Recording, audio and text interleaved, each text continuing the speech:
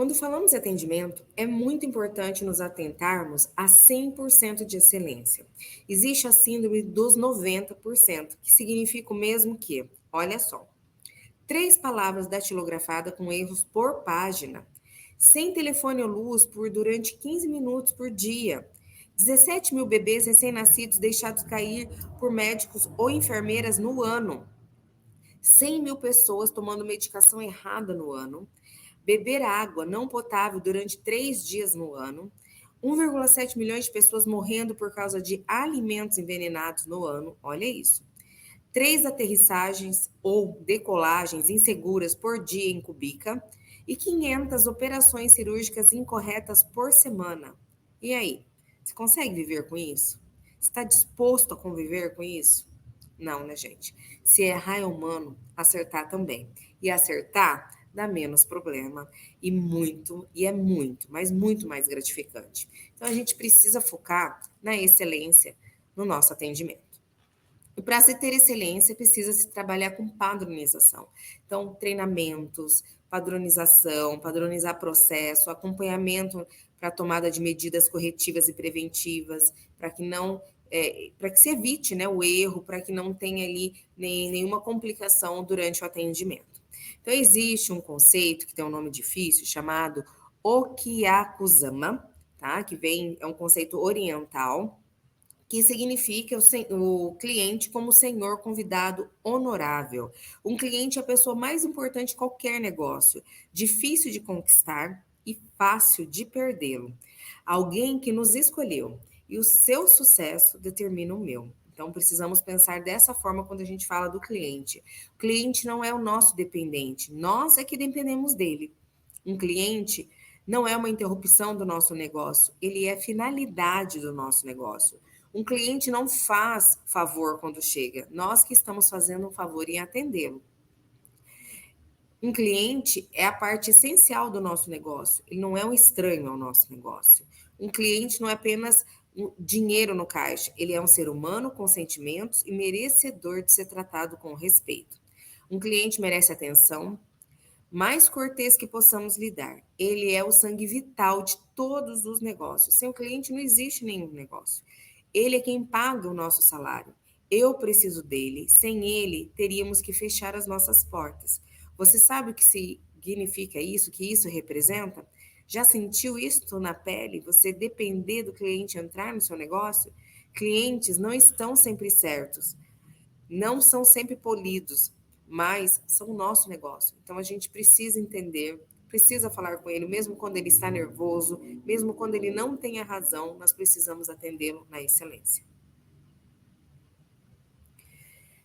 A imagem que um cliente faz das pessoas é constituída aproximadamente de 7% de palavras, 38% de entonação de voz, 55% do não verbal. Olha isso, gente, o corpo da gente falando. Então, o quanto é importante todos esses conceitos estarem extremamente alinhados, a pessoa está extremamente focada para poder, então, atender o cliente com postura, uma boa expressão facial, olhando nos olhos, né, cuidar com a aparência, a forma como você está vestido e com os teus gestos também.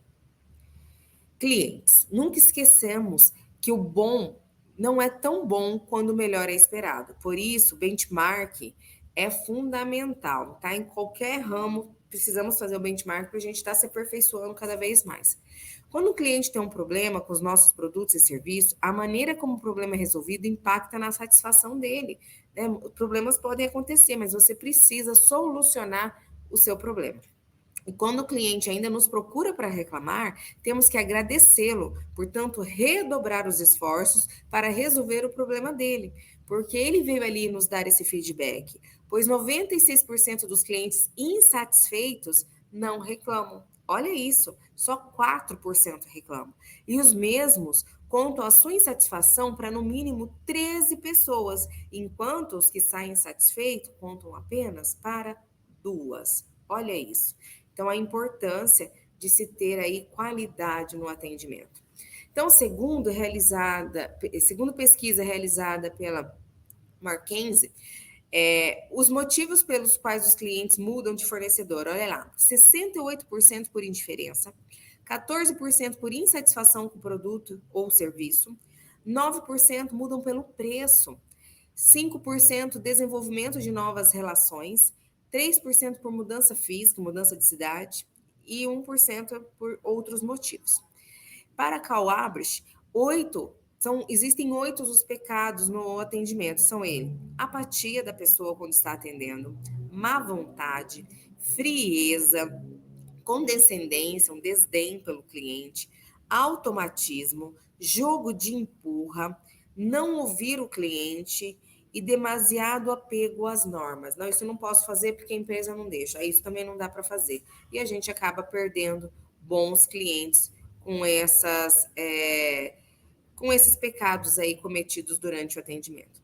Então, temos que praticar o OPA com o cliente. Então, precisamos observar e ouvir o nosso cliente, pensar antes de agir e agir, né? Ir atrás do nosso cliente, atendê-lo aí da forma como ele precisa. Quem não vive para servir, segundo Gandhi, não serve para viver. Então, o desafio não é deixar os clientes, gente, satisfeitos. Os concorrentes já fazem isso. O nosso desafio é termos clientes fiéis ao nosso negócio.